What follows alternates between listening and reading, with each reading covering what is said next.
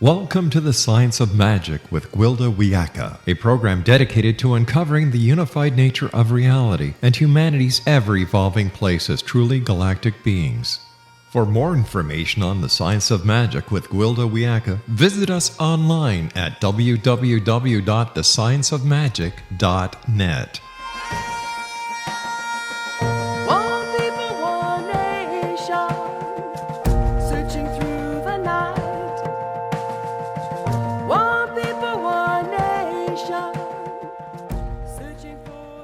Welcome to the Science of Magic, a place where science and magic come together to transform fact into evolving truth. We're coming to you through the X-Zone Broadcast Network, xzbn.net. We can also be found on www.thescienceofmagic.net. I'm your host, Gwilda Wiyaka. This hour we'll be exploring the fall from grace. Being human has never been easy or natural for me. I was born extremely sensitive. So sensitive, in fact, that today I probably would have been diagnosed as autistic. The human world grated on me to the point that I sought out nature and animals as companions. When I was but 4 years old and would come up missing on the farm, which was often, my stepmother would find me sitting out on the ground with a baby rabbit playing in my lap, wallowing in the grass with a garter snake weaving itself around my fingers, or in a tree surrounded by ravens.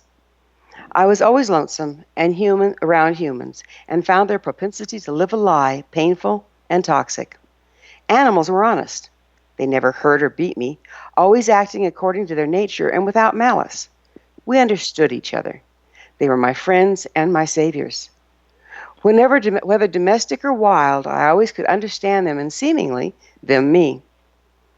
By the time I was 5 and entered kindergarten, I rarely spoke to humans. It was thought I was mentally impaired. I remember wondering, what's the use? They either lie to you or treat you like you're an idiot, usually both. So while other children were socializing, I would take up crayons and paper and draw animals. Alas, childhood comes to an end, and one must learn to conform to society or perish. I was sent to Saudi Arabia to live with my mother and stepfather. It was a barren, harsh desert land, and outside of the occasional lizard, there were very few animals. The locals herded goats and camels, but as a fair-skinned, red-headed girl child, the likelihood of my being kidnapped and sold was very high. So I was restricted to the fenced-in American encampment and surrounded by humans. It wasn't until I went to boarding school in Switzerland and took up backpacking that my deep relationship with animals could continue. Even so, I found I had to be out by myself away from other humans for several days before the animals would approach me and communicate with me again. It was as if I'd come back into myself and, as I used to think of it, get the city off of me before they would once again recognize me as one of their own.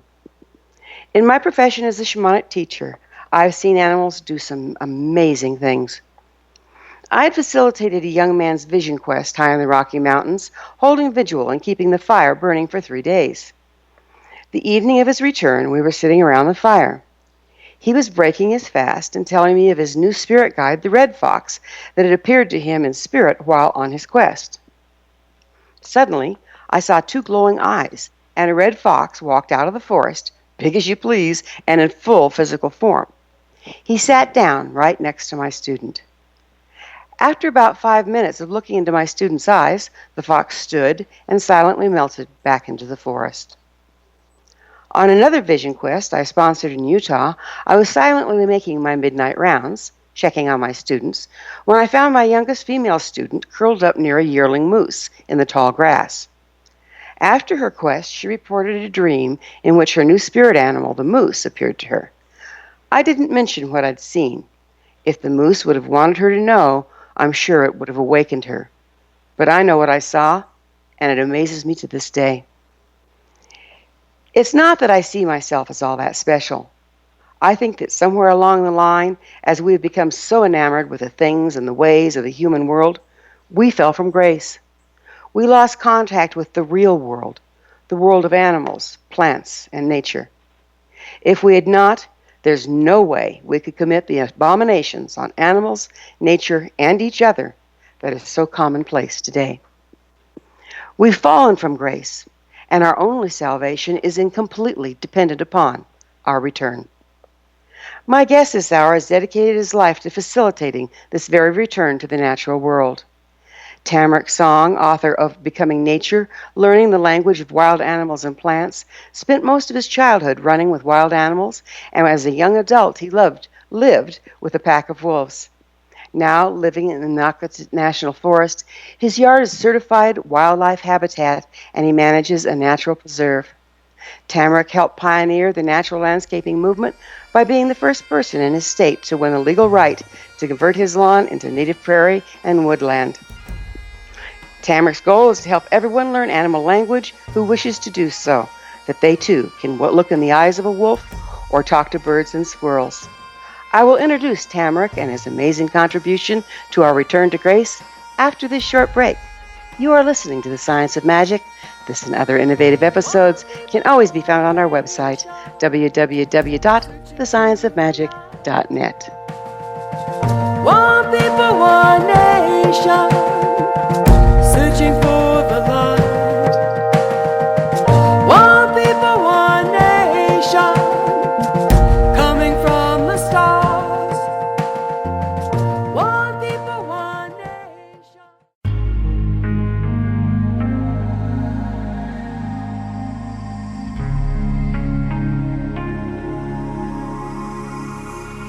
The scientist and the mystic have been on an age-old, relentless search with one thing in common.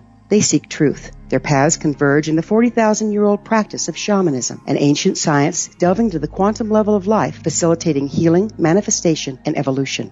I'm Gwilda Wiyaka, the founder and director of Path Home Shamanic Arts School, a unique Colorado State certified occupational school training shamanic practitioners and teachers. We also provide classes for empowering personal lives through shamanism. Our certification classes are in week-long segments enabling international participation, and online classes and long-distance shamanic healing sessions are available. Come discover the science of magic in the limitless world of shamanism. www.findyourpathhome.com.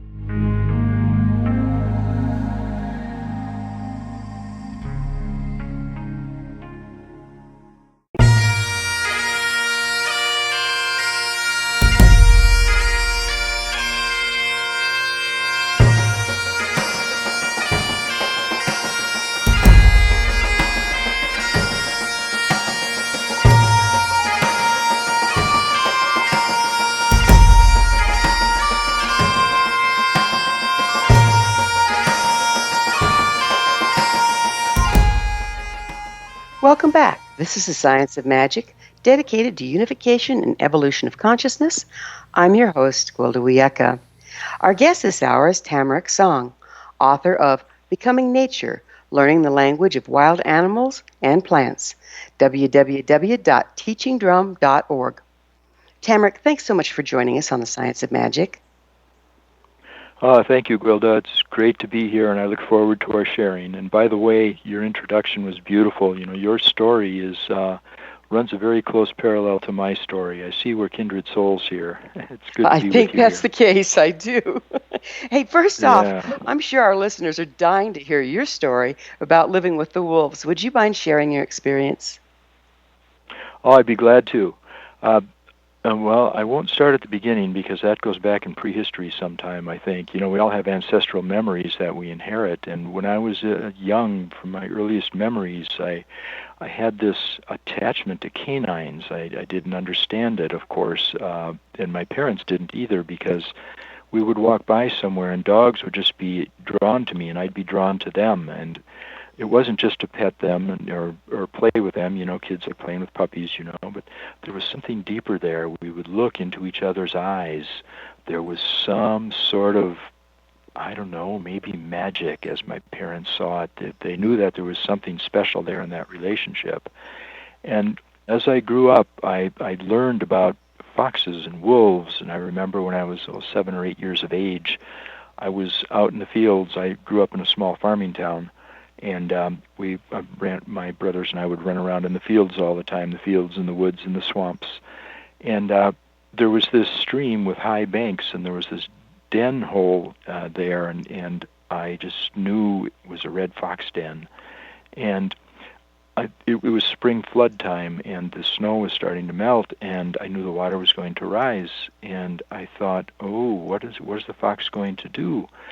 And I looked further up on the bank, and I thought, well, why doesn't the fox move up there? And my brothers and I came through there, probably 3 or 4 weeks later, and sure enough, the fox moved her den further up on the bank.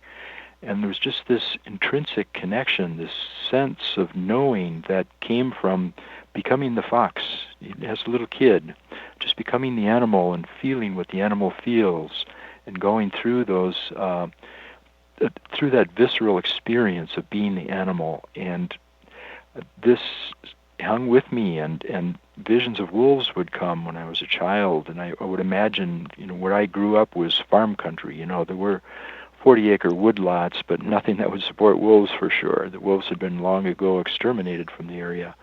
Yet I saw and felt the spirits of the wolves in the woods, and I would imagine that the wolves were still there, and I was running with them. I was running with a pack of wolves. And then in my mid-20s, I moved to a bigger city after college, and I started a couple of businesses. And I had a record store, a music store. And my friends, my customers knew a lot about me because I was, it was a small, very personable business. And they knew I was into the wilds, and that wolves for me were a symbol of the wilds. And one of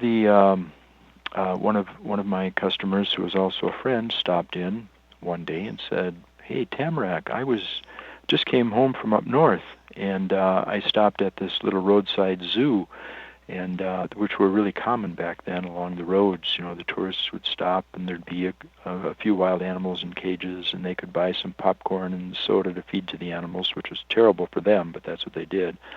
And there's usually a gift shop there and that sort of thing." And he said, well, they had a pack of wolves there, and the wolves just had pups. And I had no idea. There was a pair of wolves, not a pack. There was a pair of wolves that had pups. And I had no idea there were any wolves this close. It was about 80 miles away, maybe. So at my earliest convenience, I hopped in my Volkswagen and went up to visit the people who were running the little roadside zoo. And I talked with them, and it was pitiful. I walked into the compound where the animals were. They had a big fence around it with small cages inside for the animals. And this pair of wolves was in maybe an 8 by 10 foot enclosure with a doghouse in the back, and the female wolf, the mother, was laying there in front, panting. She was really hot, and the male was just pacing back and forth, just had a rut worn in the sod, and they were pitiful looking. It was just terrible, Gwilda. And I asked the owner, his name was Jim, I think, what was going to happen to the pups. And he said, "Well, I don't know. We don't have the room for them here. We can't afford to take care of them, and we're going to be taking off this weekend. And the other animals, our neighbors can feed, but these pups is another story. They're going to have to be taken from the parents if they're going to be imprinted on humans. We can't just leave them in there to be raised by the parents, and the cage isn't big enough anyway. We just don't have the capacity." So I came back about a week later when they were ready to go on vacation, and they had the 4 pups inside by then, and he had 2 young daughters, maybe 9 and 11 years of age, and they had the pups in their bathtub, because the pups made a mess in the house wherever they went. Pups pee and poop all over. So the bathtub was a handy place to have them, and they had blue ribbons around the necks of the boy pups and pink ribbons around the necks of the girl pups, and they were just having so much fun with these living teddy bears here. And I asked Jim how much he wanted for the pups, if he wanted to sell them, and he said, "Yeah, I'll sell them." And I asked how much, and he said, "Well, $200 a piece." And I said, "Well, that's a lot of money. It's a lot of money for me. I'm just a small shop owner." And I asked if he would take $400 for the 4. And without blinking, he said yes. So I loaded 4 pups in a cardboard box, and the girls were very sad. They kept their pink and blue ribbons as mementos, and I brought the pups home. And I applied for a permit from the DNR so that I could have the pups legally, and I had some acreage, and I fenced in a large amount of land behind me and came right up to the house because I knew what I wanted. I wanted to help reintroduce wolves into the wilds, and this was going to be the seed pack, these four pups, and maybe some other animals I would procure along the way. But my intent was to become one of them, to become a pack member, and I was going to raise these pups. I was going to be their nursemaid, I was going to be their mother, and I was going to be the alpha male until they got big enough that they could take over the pack on their own. And I wasn't concerned at all about them being caged because wolves are instinctual animals. I know they have their inherent wildness. It's not bred out of them as with dogs. No problem. And sure enough, they did not disappoint me at all. They That's were purely fantastic. wild animals. You know, in my boy. experience, I've noticed people have different styles of communication. Some are listeners, some are body-centered or kinesthetic, some are touchy-feely, some are very verbal, and so on. And, you know, I've noticed the same thing among animals, even of the same species. Have you noticed that as well, and would you speak to that? Oh, I'd be glad to. Yeah, there are 3 archetypes, and some people recognize 4 or 5, but I noticed there are 3 archetypes, 3 general archetypes with humans and with all social animals. There are the nurturers, and there are the leads, and there are the guardians, the guardian warriors. And the wolves, same thing. They distinguish themselves right away. I could see which ones were the most alert and keen. Those were going to be the guardians of the pack. And the nurturers, they were just overgrown puppies. Well, they were puppies at the time, but they were very friendly and outgoing and sociable. And then there were the leads. They were the ones who were going to be the leaders of the pack. You know, they were the alpha male, the alpha female. And they distinguished themselves, and their communication styles were so different, as you indicate, Gwilda. It was beautiful to watch because some of them were more vocal than others. Some of them, or one of them, I would consider to be shy, retiring. And one or two of them were more adventurous than the other ones. There was this clear distinction. And you know, the way I look at it is looking at an organism. An organism is comprised of organs, and every organ is different and distinct, and each one is unique and has to do its unique job. If they all tried to be the same or all tried to be equal, that organism would be in trouble. And the same with the pack. So in our human society, we've missed that, though, because we stress conformity. You know, we throw 20 or 30 kids together in one room in school, and they're all supposed to do the same thing at the same time and learn at the same rate. And it's pitiful because we are not honoring the uniqueness and the individuality of these kids.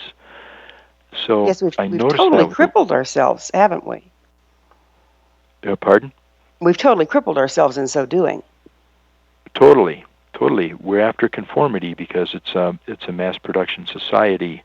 We're just cogs in a wheel, and a wolf pack or a clan of hunter-gatherer humans cannot exist that way because individuality is what gives strength to the pack or the clan.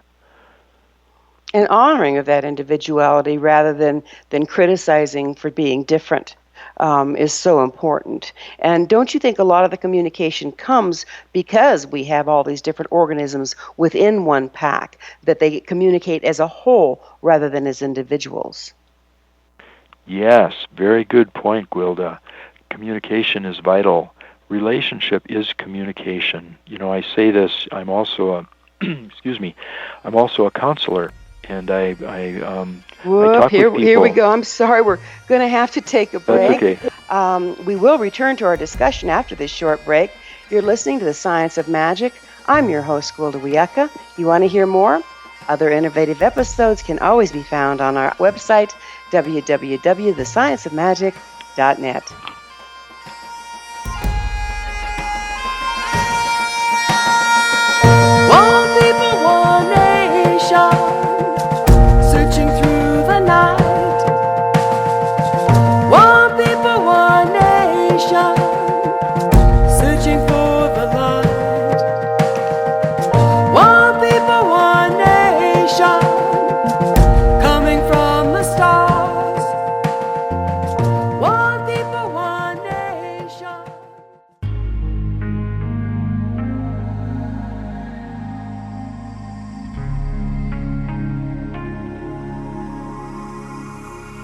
The scientist and the mystic have been on an age-old, relentless search with one thing in common. They seek truth. Their paths converge in the 40,000-year-old practice of shamanism, an ancient science delving to the quantum level of life, facilitating healing, manifestation, and evolution. I'm Gwilda Wiyaka, the founder and director of Path Home Shamanic Arts School, a unique Colorado State certified occupational school training shamanic practitioners and teachers. We also provide classes for empowering personal lives through shamanism. Our certification classes are in week-long segments enabling international participation, and online classes and long-distance shamanic healing sessions are available. Come discover the science of magic in the limitless world of shamanism. www.findyourpathhome.com.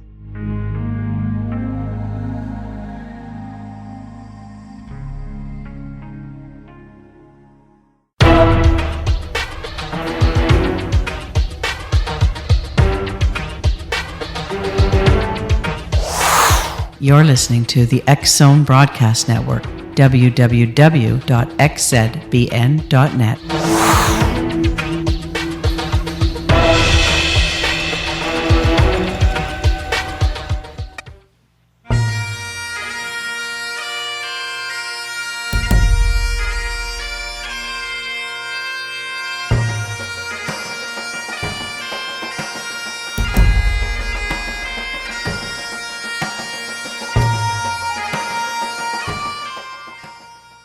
Welcome back. This is the Science of Magic, a place where magic and science come together to promote enlightenment.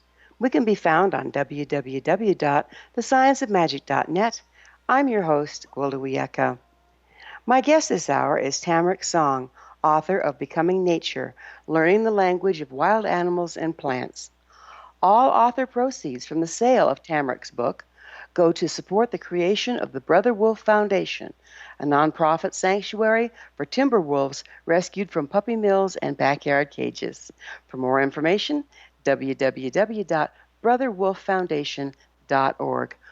Welcome back, TAMARACK. Thanks.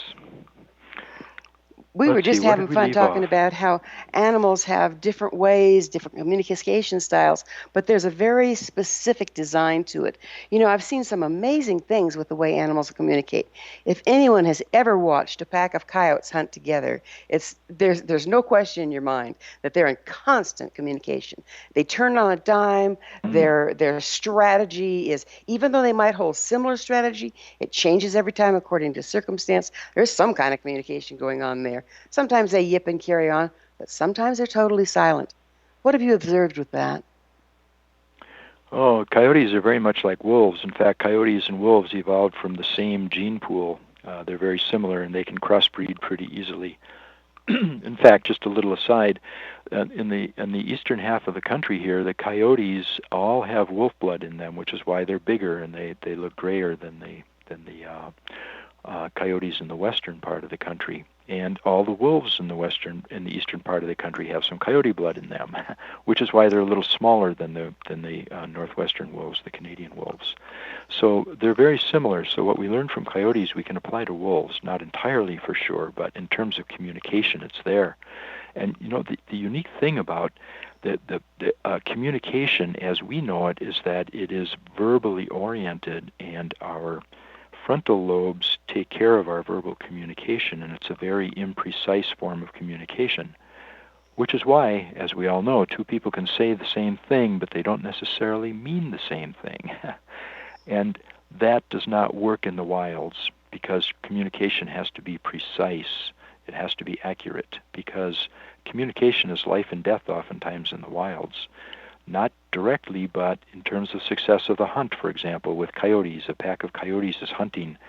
They have to know intuitively what each other is saying and thinking and feeling, because they cannot sit down and have an intellectual discourse as we do and use words.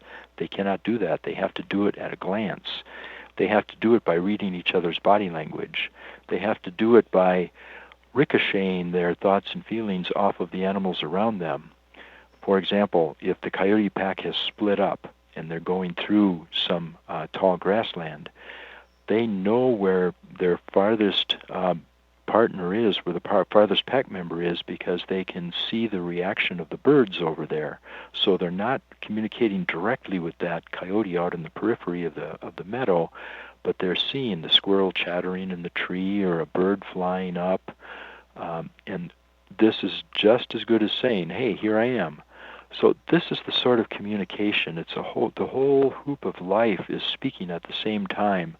And the wild animals and us humans, we have this capacity too because we inherited it, are reading everything at once. And all of this is the voice echoing, and we are picking it up. The voice is verbal, it's nonverbal, it's intuitive, it's visual, it's audio, it's everything at once.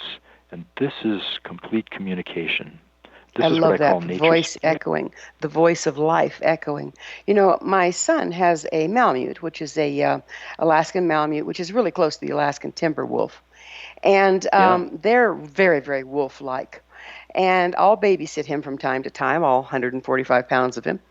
And I'll make sure my son tells him exactly where he's going and what he's doing and when he'll be back, because otherwise the animal is inconsolable. One time, my son was delayed by a day, and so he calls me. He says, "Mom, I'm gonna be a day late. Can you watch Boosh for one more day?" I said, "Sure." Before the phone call came, that dog started howling, and he didn't stop until my son returned the next day. And he's done that more than once. So that's more than just seeing birds move in the trees. This guy was in a different state. Yeah. Mm-hmm. It's just fun to Yeah, watch the capacity they have that I think that we all should have, don't you? we have it. There's no doubt about it. You watch children. How often have you heard adults saying, "Oh, my 3-year-old just walks out and is just talking. I don't know who he or she is talking with, but there must be spirit." There is something and someone that child is talking to. Just because we do not perceive it, it is happening. Everything is for a reason. And we have that innate capacity, but what happened to us, we were taught in kindergarten, even before that with our parents, "Hey, you're talking nonsense, be rational here." And you go to school, and you have to sit down and do the same thing at the same time, and you're reading from a book, and the only communication is when the teacher says you can talk, and et cetera, et cetera, et cetera. So we become conditioned to be rational creatures. And we're actually intuitive and impulsive creatures with rational capacities. And our rational mind evolved to serve our deeper mind, our limbic process. That's really where 95 to 99% of our processing occurs, as neuroscience research is showing us now. But And we now rely we've on shut it down to the point that we've lost 3/4 of our natural innate intelligence. That is You've scary. got it.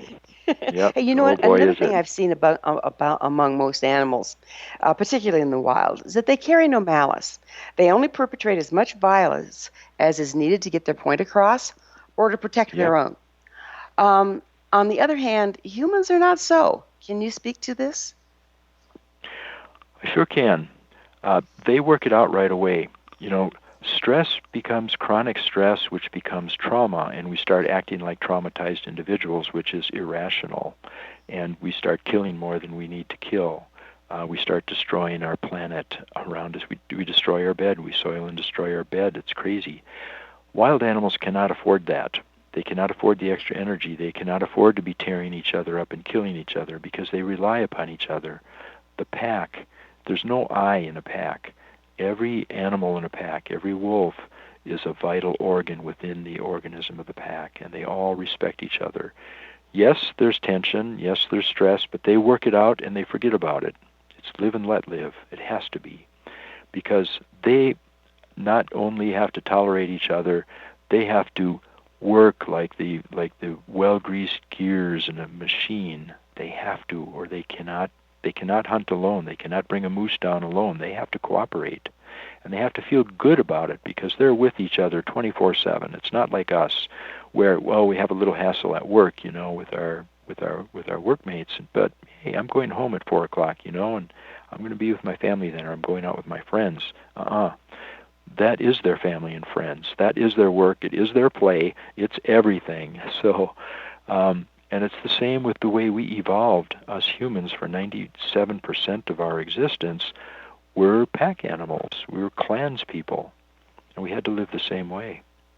and we got It's along with it's each it's other. amazing how we've lost that ability. I mean, I've even noticed some of domestic animals tend to have lost the ability to modulate aggression and will use much more violence than is necessary or even kill. Why do you suppose that is? Boy, it's crazy. Well, let's take dogs as an example because they are evolved from the same gene pool as wolves. What we have done with dogs is I see them as incomplete wolves because we have bred out of them a lot of the common sense, a lot of the intuitive and instinctive abilities that wolves have in order that they become placid and trainable and essentially mirror images of us. How often have you heard someone say, "Oh, your dog acts just like you," and sometimes the dogs even look like the people who are their masters, and that is because we've created them to be subservient. Dogs have essentially we've bred them down so that they're essentially perpetual puppies. And so they've actually Totally dependent imprinted on on us. our failings. That is sad in my book. Hey, we're going to have to take Yes. another break. We'll be back on the flip side of this short break. You are listening to The Science of Magic. Our theme song, One People, One Nation, is from the Winds of Time album by my musical group Starfire and can be found on iTunes.com, cdbaby.com, amazon.com, and my website, gwildawiyaka.com.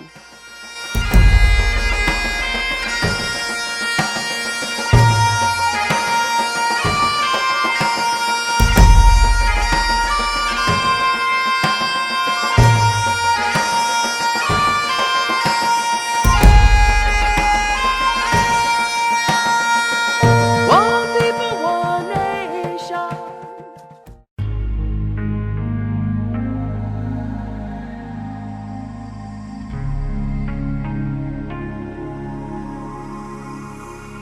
The scientist and the mystic have been on an age-old, relentless search with one thing in common. They seek truth. Their paths converge in the 40,000-year-old practice of shamanism, an ancient science delving to the quantum level of life, facilitating healing, manifestation, and evolution.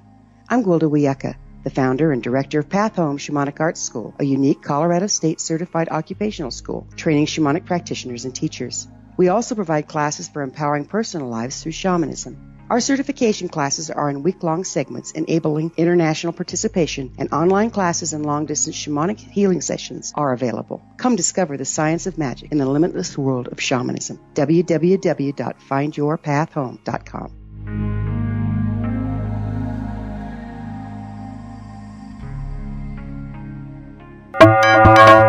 You're listening to the X Zone Broadcast Network, www.xzbn.net.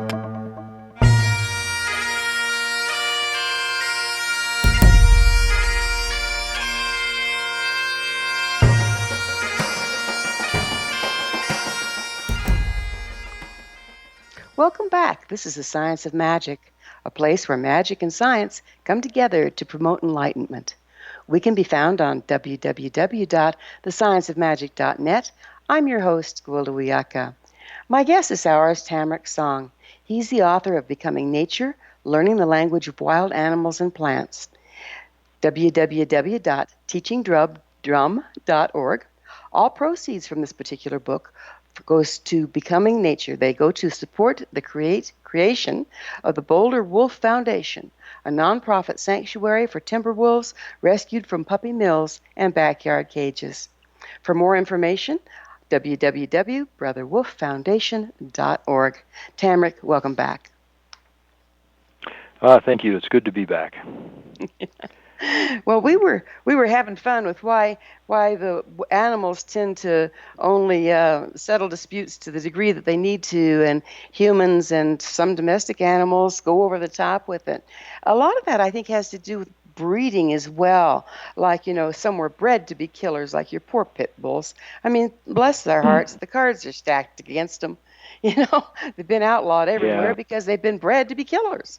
And we did that. They Mhm. didn't. So it's pretty sad to see that happening. Yeah, truly, they don't have their full capacities, and we are entirely to blame, or to credit if you're a dog lover. But there are some breeds of dogs, as you mentioned, Malamutes and Siberian Huskies, who are closer to their original selves. They have more autonomy about themselves. You can just see it in them. You can see it in their look. And I used to have sled dogs before I had wolves, and it was because that was as close to wolves as I could get. Yeah, they are amazing. And I have had the good fortune of being associated with, but not owning or being with permanently, purebred wolves. And they are a whole different creature. They look in your eyes. I can hear them talking to me. Boy. I can hear what they're saying to me. You know, some of them I feel it in my body. Others I literally hear the words in my head. And I'm not like that with all dogs or other animals. Wolves just tend to be more. Oh, it seems to be their skill set, wouldn't you say? Definitely, wolves are not trainable the way dogs are. You know, there's a saying about many wild animals.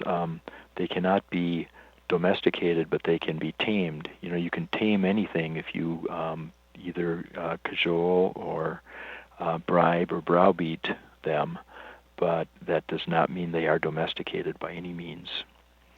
They're just Well, they subjugated. domesticate us, I think. Yeah. I Yeah, always did get the feeling that they're going, that's come on, dolt, you can get this. I know you can. Yep. Good point. Eternal patience, I tell you. When I They do, lived they with a have. pack of And wolves, such big, you know what loving was hearts. beautiful, Gwilda, was that they demanded emotional honesty. I could not put on a front because they read right through me. You know, I can deceive humans, yes, and we all do it, but not wolves. No, they couldn't survive that way. You know, they look deep into your soul and they know who you are and what your intent is. And yet, at the same time, they are so forgiving and so loving. I wish humanity had learned a lot from wolves. Yeah, Hey, I echo that. Let me tell you. hey, Yeah. I couldn't help but notice the name of your website, teachingdrumdog.org. So I just have to ask, what does teaching drumming have to do with communicating with animals? Well, we actually don't teach drumming. The drum I learned when I was younger. I spent a lot of time with native elders, and I still spend some time. You know, we have the Ojibwe people living on reserves close by, and the Menominee people, and the Oneida aren't too far away either. And I spent a lot of time in my younger years apprenticing to the elders and the medicine people. And for them, the drum was the center of their social life. And the drum Absolutely, spoke. and they are some beautiful drummers. Oh boy, and that's where the name came from. Well, it's a very appropriate name, and I I had to laugh when I read it because my son's Malamute hates my drums so bad he pees on them every chance he gets. So I thought, That's great. funny. Maybe it's a sign of love, Gwilda. It must be marking it. absolutely marking it Yeah. his own. That's How great. do you view the future of our world and interacting with animals as being interrelated? I don't see any separation because the future has to be a future of interaction. If we don't return to our roots are going to return us to them. We don't have any choice in the matter. Look what we're doing. Just look what we're doing around us. We are, look at anything. Global warming, the paving over of the land, the destruction of the trees and the forests, and the taking off of the mountaintops to get coal, and the poisoning of the oceans. It just goes on and on and on. It's crazy. And our mushrooming population, it's ridiculous. We keep feeding people, and we keep developing better ways to produce food, and we more to support more and more and more people. Well, what about the tree people, and the bird people, and the butterfly people, and the wolf people, and the zebra people? Lions are in trouble right now. I couldn't believe it. Lions in Africa, their population is dwindling very rapidly. Elephants could go extinct in this century. Just on and on. The story is pitiful. It's horrifying. And where's you know that- what it's like to me? It's the same as piece by piece killing your own body. Because we are You got all it. part of the same body, and each piece is equally important, whether we can see it, make it scientifically understandable or not. Is that how you're looking at it? Exactly. Exactly. There's no difference. There's no distinction between the tree I'm looking at right outside my window and me. And I can actually prove that scientifically. That tree gives me oxygen. It gives me wood to build the house I'm in, and on and on and on. There is an intrinsic relationship here. I can't draw a line. I just can't. I can't either. And being one of the fortunate or unfortunate that hears the agony in everything around us, I'm appalled that others can't hear it and can't respond to it and can't correct what we're doing. I believe that we can, and I believe the work that you're doing is going to be a major, major part in bringing all that back. Now, it says here that all the proceeds from the sales of the book Becoming Nature go to the support of the creation of Boulder Wolf Foundation, a nonprofit sanctuary for timber wolves rescued from puppy mills and backyard cages. Would you take the last part here to tell us a little bit about that? Yeah, I'd love to. This is my way of giving back, of gifting the wolves, the wolf people, for all that they have given me. There are a lot of wolf puppy mills out there. I wish they were banned, but I understand the draw to the wilds, to having a wolf. Instead of a dog, why can't I have a wolf? And some people think wolves make good watchdogs, and the myths go on about what wolves are and aren't. For some people, it's a macho animal. I've got a wolf, For whatever reasons, these puppy mills are cranking out wolf pups, and they sell for good money. And once the people have them for a while, though, they realize that this wolf is not who they thought this wolf was going to be. And they either end up at the Humane Society. Some people drop them off in the woods thinking they're going to be able to be rewilded. Make it on their own now, yeah. Yep. Tamarack, it has come to an end way too soon. Thank you so much for who you are, and what you're bringing.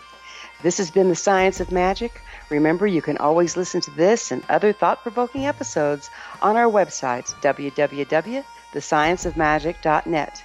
Until next time, dear ones, may you be blessed with knowledge, comforted with love, and embraced in the circle of life.